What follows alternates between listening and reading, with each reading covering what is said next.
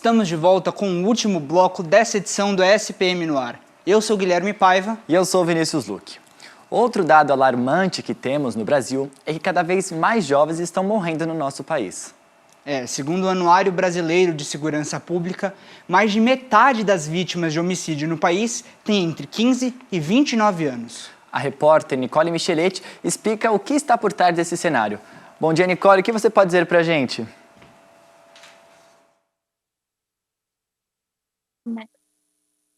Bom dia, gente. Bom dia, Vinícius. Bom dia, Guilherme. A gente tem visto que os jovens estão morrendo cada vez mais cedo e também se envolvendo mais cedo em situações extremas de violência. As últimas semanas, a Operação Policial na Penha, no Rio de Janeiro, reacendeu um alerta. Entre as 26 mortes registradas, pelo menos 5 envolviam jovens de 17 a 20 anos, segundo a Secretaria de Segurança. Além disso, o Anuário de Segurança Pública mostra que o Brasil perdeu mais de 24 mil jovens em 2023 vítimas de homicídio. Segundo pesquisadores do Fórum Brasileiro de Segurança Pública, o que explica esse crescimento é o conjunto de alguns fatores: falta de acompanhamento em casa e na escola, avanço do crime organizado em regiões vulneráveis e, principalmente, o papel das redes sociais. Os adolescentes têm encontrado nas redes sociais conteúdos violentos e até incentivo ao risco. Segundo o Unicef, 53% dos adolescentes já foram expostos a conteúdos perigosos ou violentos online, o que ajuda a entender como esse ambiente tem influenciado o comportamento dos jovens. No fim, o lugar onde esses jovens estão inseridos, tanto na vida real quanto nas redes, influencia diretamente no aumento da violência. E com isso, voltamos com vocês aí no estúdio. Obrigado, Nicole. O racismo no Brasil não é apenas um debate teórico e estatístico. Ele se manifesta diariamente de formas bem sutis e também violentas, afetando a vida de milhões de pessoas negras. Agora, com a reportagem de Sofia Maripensa, você vai ver relatos que escancaram esse problema, ouvir especialistas e entender por que, mesmo sendo considerado crime há décadas, o racismo ainda encontra caminhos para se manter presente no dia a dia. Eu sou a Patrícia Faria, eu tenho 56 anos, sou uma mulher preta, divorciada com 3 filhos e atualmente eu sou autônoma. Eu tenho uma marca de produtos autorais.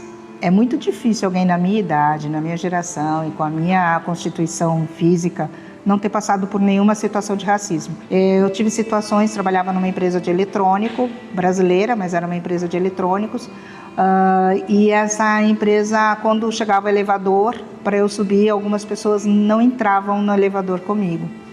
Quando eu cheguei lá, eu cheguei num cargo de chefia, eu era coordenadora, eu era a única coordenadora líder negra na empresa.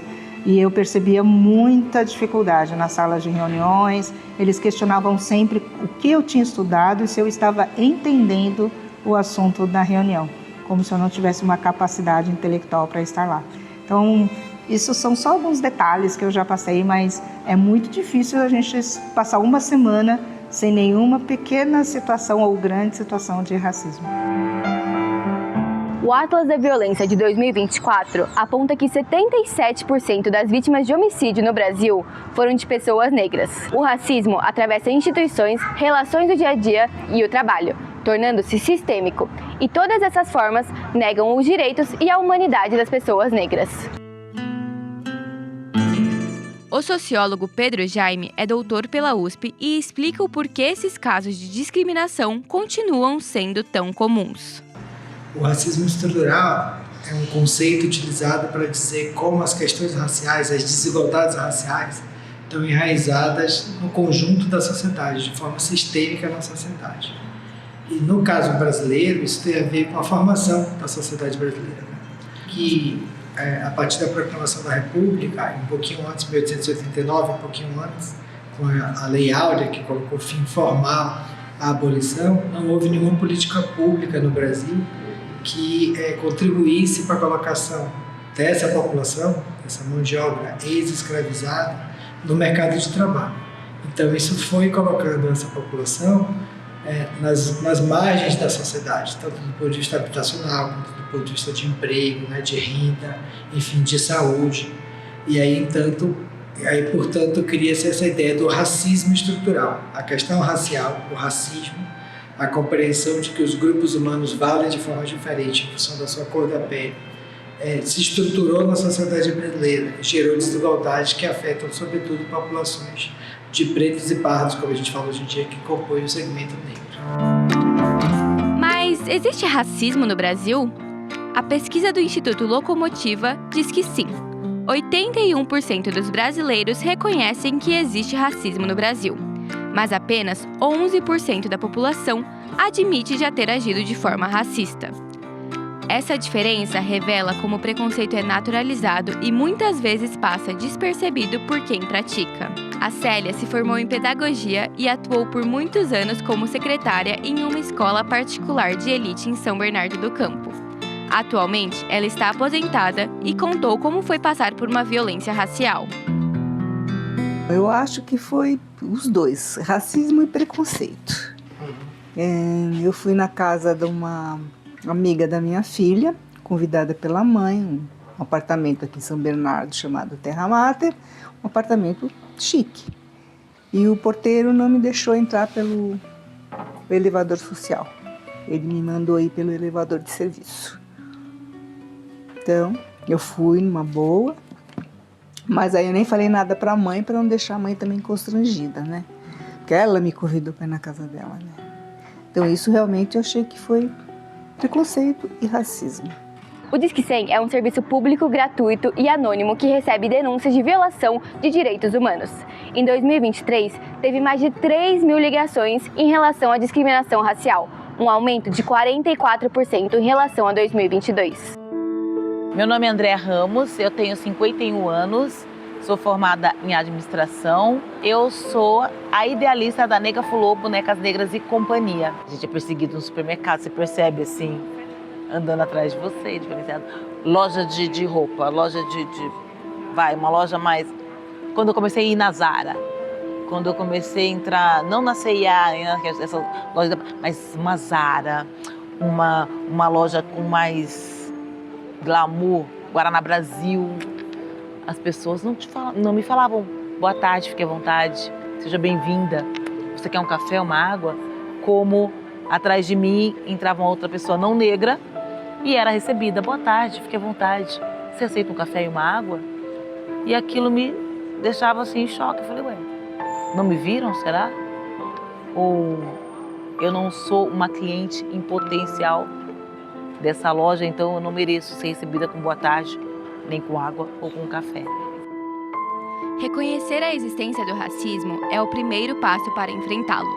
A luta contra a desigualdade não é de um grupo, mas uma responsabilidade de toda a sociedade.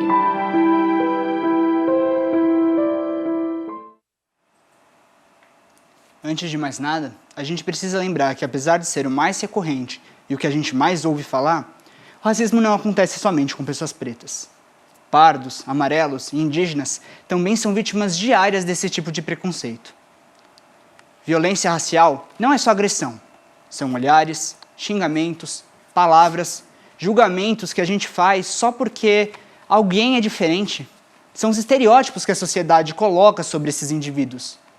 Eu sei que eu não tenho propriedade para falar de racismo nem de preconceito racial porque eu não fui vítima.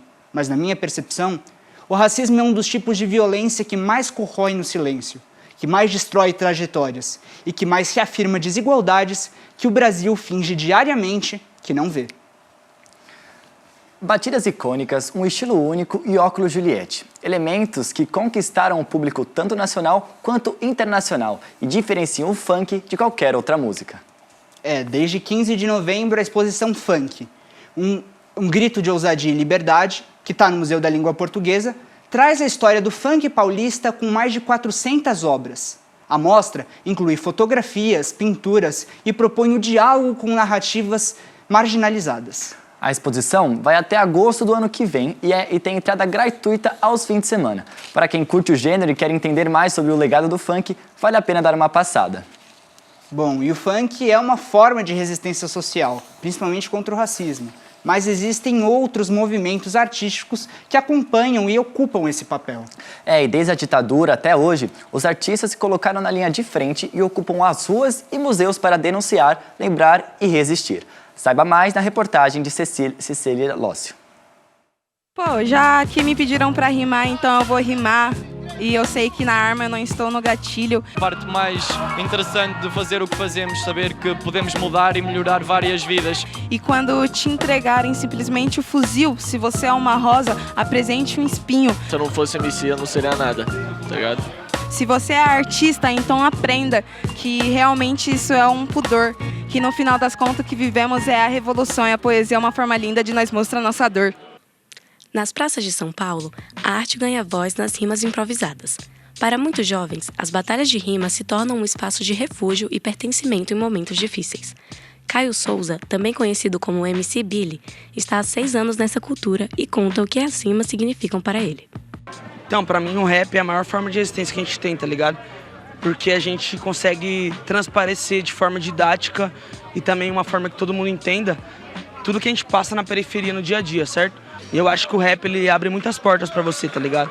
Então, eu acho que a roda de freestyle, eu definiria ela como uma parada de liberdade, tá ligado? A arte está sempre à nossa volta, seja em palcos e museus lotados ou aqui na rua mesmo, nas paredes e nas palavras que compõem as rimas. Em suas diferentes formas de expressão, jovens artistas usam a criação como forma de resistência e a arte como instrumento de transformação social, denúncia e memória coletiva. O rap nasce da luta e necessidade de falar sobre desigualdades e violências, mas também sobre pertencimento e identidade. É um jeito de compartilhar experiências, falar do cotidiano e resistir por meio da arte. É nessa combinação que entram as batalhas de rima. Elas surgem no Brasil no início dos anos 2000 e hoje ocupam praças e espaços públicos.